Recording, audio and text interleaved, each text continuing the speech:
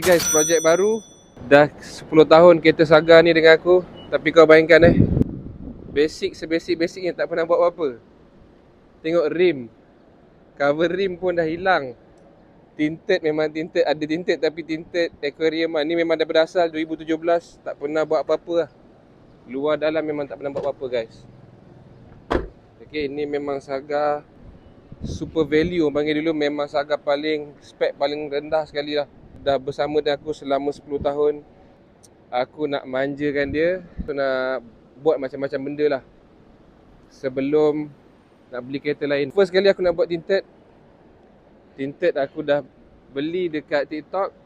Kita buat dekat Surf Auto Korang check out dekat TikTok. Set appointment terus boleh datang. Sangat senang. Okay. Harga pun okay.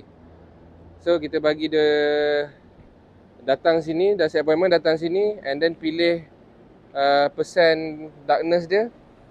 So terus boleh proceed untuk buat. Jimat masa guys.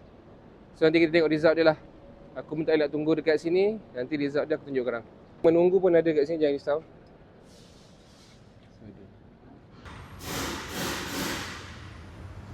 Dia akan check kereta korang dulu dan dia akan advise lah apa yang patut. Dia ada tinted lama ke?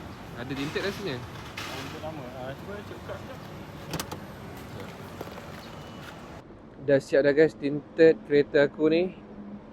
Yang ni adalah spek JPJ. Korang tengok luar nampak gelap. Tapi bila kat dalam cerah guys. Nampak belakang pun cerah. So sebab apa? Dia adalah full HD nano ceramic. Itu kelebihan untuk tinted ni lah.